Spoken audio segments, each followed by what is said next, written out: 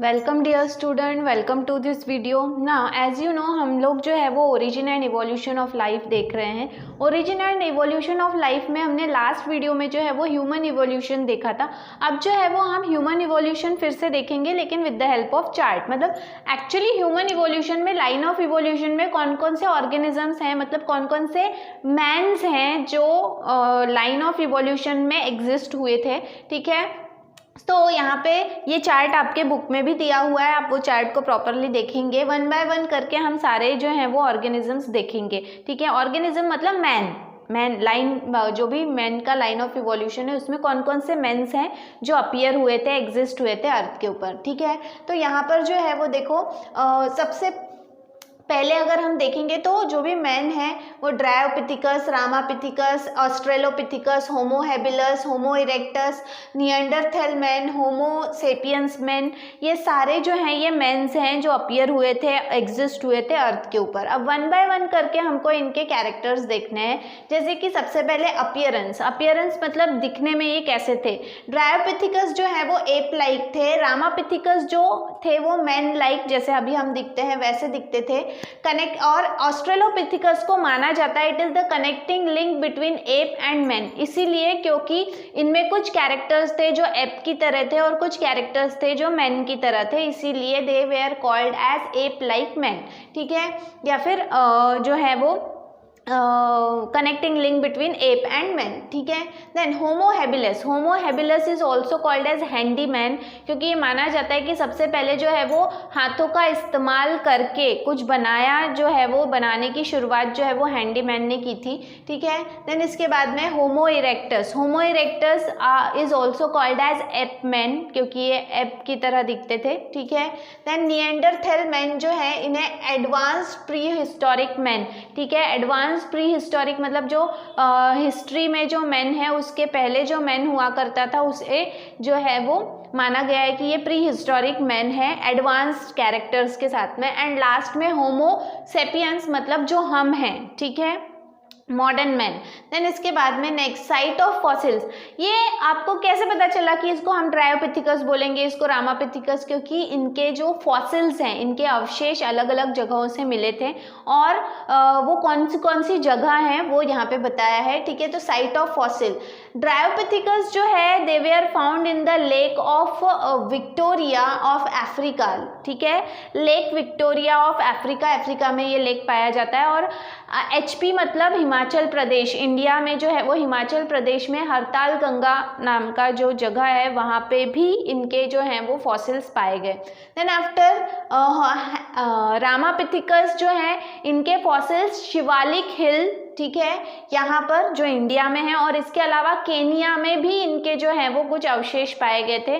तो जो इंडिया में पाए गए उसको रामापिथिकस कहा गया, और जो केनिया में सेम टाइप ऑफ फॉसिल्स पाए गए उन्हें केनियापिथिकस कहा गया। ठीक है, देन ऑस्ट्रेलोपिथिकस जो है इसमें टोंग नाम की एक जगह है साउथ अफ्रीका में, ठीक है, वहाँ पर ये पाए गए थे। इसके अलावा इथोपिया एंड तांजानिया ये कुछ जगहें हैं जहाँ से ऑस्ट्रेलोपिथिकस के जो हैं वो अवशेष पाए गए थे। देन इसके बाद में होमो हैबिलस, ठीक है, होमो हैबिलस जो है इनके जो अवशेष हैं वो ऑल्डोवियाई, जॉर्ज, तांजानिया इन अफ्रीका ये जगह से पाए गए। ठीक है, देन इसके बाद में Homo erectus were found in Java and Peking, ठीक है, ये जगह के नाम है। और on the basis of that जो जावा में मिला उसे जावा मैन कहा जाता है और जो पैकिंग में मिला उसे पैकिंग मैन कहा जाता है। ठीक है, देन इसके बाद में निएंडरथैल मैन जो है वो निएंडरथैल वैली में पाए गए, ठीक है, जो जर्मनी में है वहाँ से पाए गए।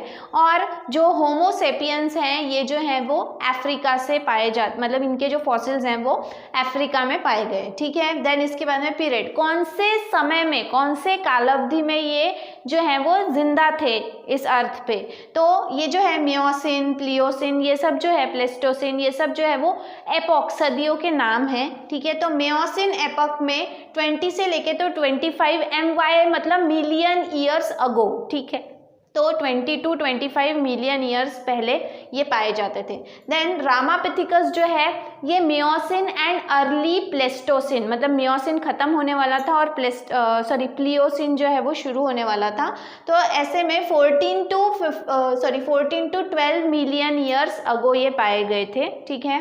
Then Australopithecus were found in late Pliocene और अर्ली प्लेस्टोसिन एपॉक में, जो कि था 4 से लेके तो 1.8 मिलियन ईयर्स पहले की बात है, ठीक है। देन यहाँ पर होमो हैबिलस जो है late Pliocene and early Pleistocene again 2.5 to 1.4 million years ago ये पाए गए थे, ठीक है। एंड निएंडरथल मैन जो है वो लेट प्लिस्टोसिन, जहाँ पे प्लिस्टोसिन खत्म हो रहा था, which was about 1 lakh to 40,000 years ago, million नहीं सिर्फ ईयर्स अगो, ठीक है। देन इसके बाद में इनके कुछ जो है वो स्केलेटल फीचर्स, स्केलेटली ये कैसे दिखते थे, तो ये तो ड्रायोपिथिकस और रामापिथिकस के अवेलेबल नहीं है, लेकिन ऑस्ट्रेलोपिथिकस जो है वो ज़्यादा लंबे नहीं थे, they were not tall than 4 feet, 4 feet से ज़्यादा उनकी हाइट नहीं हुआ करती थी। जॉ लार्जर, जबड़े बहुत बड़ा हुआ करते थे जिसकी वजह से जो है उनका फेस बड़ा दिखता था। प्रोग्नेथस फेस मतलब जिनका जो आप देखो एप गोरिल्ला वगैरह उनका फेस कैसा सब बाहर निकला हुआ होता है, तो वैसा बाहर निकला हुआ जो फेस है उसे प्रोग्नेथस फेस कहते हैं, और हमारा जो फेस है जो थोड़ा सा ऐसा अंदर गया हुआ है उसे ऑर्गनेथस फेस कहा जाता है। तो इनका फेस कैसा था, प्रोग्नेथस था, ठीक है। चिन एब्सेंट, ये जो ठुड्डी होती है ये यहाँ से एब्सेंट थी। ल्यूम्बर कर्वेचर प्रेजेंट, ठीक है, जो भी ल्यूम्बर कर्वेचर है ये प्रेजेंट था, ठीक है। देन इसके बाद में होमो हैबिलस जो है इसमें आप देखोगे कि लोअर जॉ टाइटली बिल्ड, ठीक है, सॉरी लाइटली बिल्ड, टाइटली नहीं लाइटली बिल्ड, तो जो लोअर जॉ था वो उतना अच्छे से बना हुआ नहीं था, उसकी बनावट इतनी अच्छी नहीं थी। Dentition more like modern man, smaller molars, और जो दांतों की बनावट है वो आज के मैन की तरह थी, लेकिन जो दाढ़ है, मोलर मतलब क्या, दाढ़, तो वो थोड़ी सी क्या थी, छोटी थी, ठीक है। So dear student, Homo habilis के ये कैरेक्टरिस्टिक्स हैं।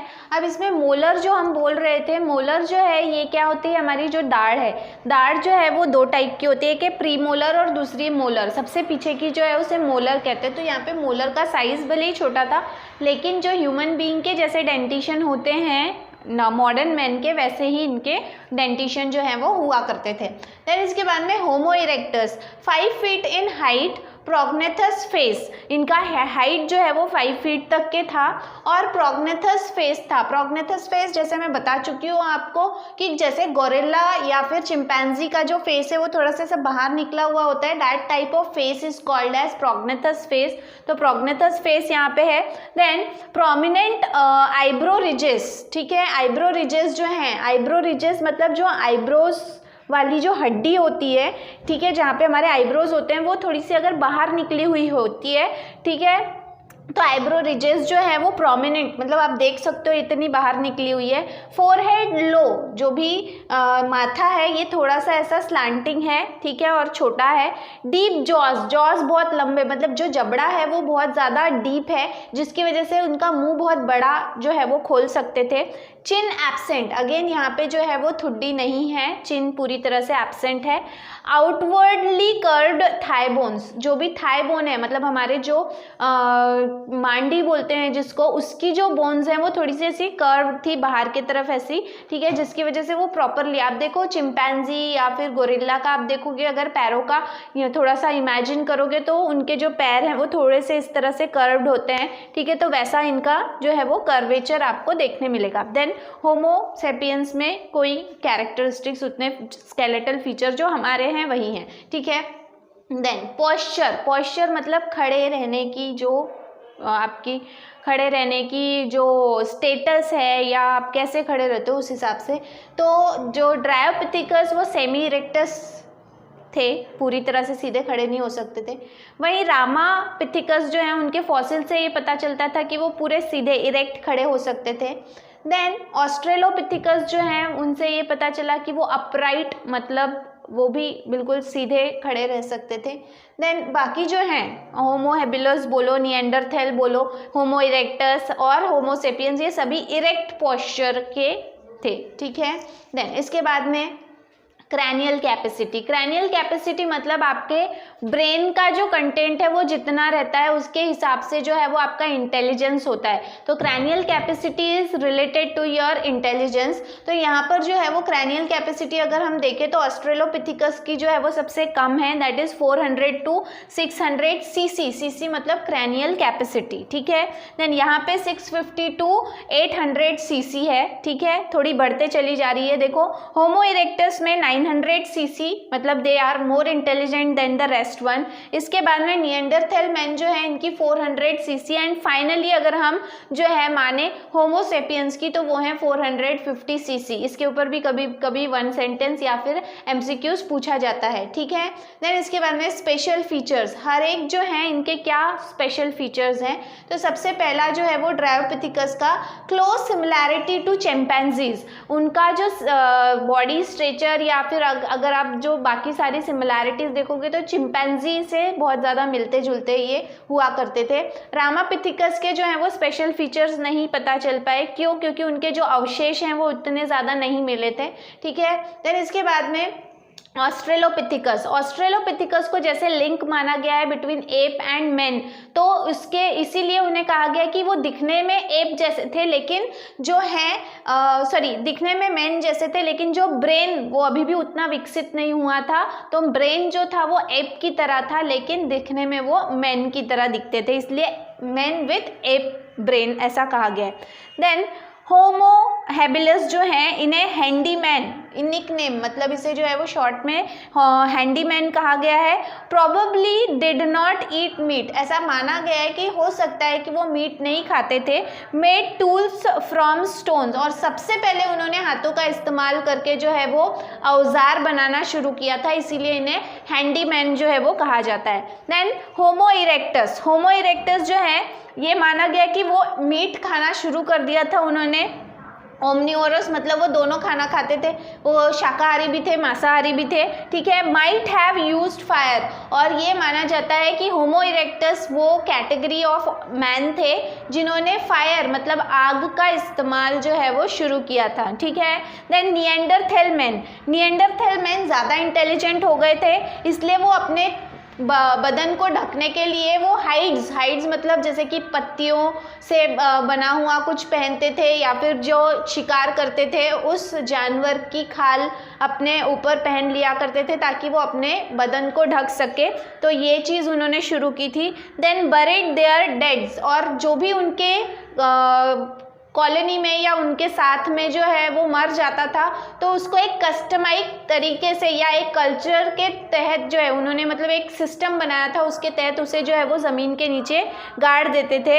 एंड कंस्ट्रक्टेड फ्लिंट टूल्स, और बहुत फाइन टूल्स जो हैं वो शिकार के लिए उन्होंने तैयार किए थे। एंड फाइनली होमो सेपियंस जो हैं they have developed distinct races, मतलब जो है वो अब जो हम बोलते हैं ना कि अलग कैटेगरी, आप अलग कास्ट के हो, आप अलग कैटेगरी के हो, तो रेसेस जो हैं वो डेवलप हो गई थी। Developed cave arts about 18,000 years ago, और 18,000 साल पहले जो है उन्होंने केव्स मतलब जो गुफाएं होती थी उनमें आर्ट्स, आपने देखा होगा वारली पेंटिंग या फिर जो है वो उस पर खरोच कर जो है वो डिज़ाइन बनाना, ये सारे आर्ट्स जो हैं ये उन्होंने शुरू किए थे। सो इन दिस वे जो है वो हम इस चार्ट के थ्रू देख सकते हैं कि ह्यूमन का इवोल्यूशन जो है वो कैसे हुआ। ड्रायोपिथिकस, रामापिथिकस, ऑस्ट्रेलोपिथिकस, देन उसके बाद में Homo habilis, Homo erectus, Neanderthal man and last में होमो सेपियंस जिन्हें हम मॉडर्न मैन कहते हैं। तो इस तरह से जो है वो in the line of evolution of man आप देख सकते हो कि बहुत सारे कैरेक्टर्स हैं जो पहले हुआ करते थे फिर नहीं हुआ करते थे, तो धीरे धीरे ये सारी चीज़ें जो है वो डेवलप होते गई एंड फाइनली जो मॉडर्न मैन है फिर उसका एग्जिस्टेंस इस अर्थ पे हुआ और बाकी के जो हैं वो इस धरती से पूरी तरह से गायब हो गए, लुप्त हो गए, ठीक है। So in this way we have completed the chapter origin and evolution of life. In our next video we are going to revise it in a short form, ठीक है, बहुत समरी के फॉर्म में उसको हम थोड़ा सा रिवाइज करेंगे, ठीक है। तो till then thank you very much.